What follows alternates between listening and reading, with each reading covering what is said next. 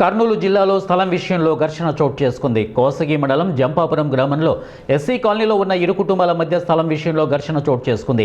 ఇరు కుటుంబాల సభ్యులు కట్టెలతో దాడి చేసుకున్నారు. జంపాపురం గ్రామానికి చెందిన శరణప్ప, లలితమ్మకు తీవ్ర గాయాలయ్యాయి. స్థానికులు 108 అంబులెన్స్లో కోసగి ప్రాథమిక ఆరోగ్య కేంద్రానికి తీసుకువెళ్లగా శరణప్పకు తలకు తీవ్ర గాయం కావడంతో మెరుగైన వైద్యం కోసం ఆదోని ఏరియా హాస్పిటల్కు తరలించారు. ఈ ఘటనపై ఇరు వర్గాలు కోసగి పోలీస్ స్టేషన్లో ఫిర్యాదు చేశారు. విచారణ చేసి కేసు నమోదు చేస్తామని ఎస్ఐ రమేష్ రెడ్డి తెలిపారు. మాముండేది ఇద్దరు అన్నదమ్ములు ఇచ్చే దారుణంగా చేసా 2 సార్లు ఆయా సార్ 100 వేల కూడా దీనికి సమాజ్ చేస్తే కొన్ని నాన్న మాట్లాడుతుంటే అనవసరంగా వచ్చి మమ్మల్ని అద్దుకొని వాళ్ళు 15 మంది 20 మంది ఉన్నారు సార్. ఆరైతే పడితే మాకు బతకనే లేదు సార్. మా ఉండేది ఇద్దరు అన్నదమ్ములు, ఒక కొడుకు,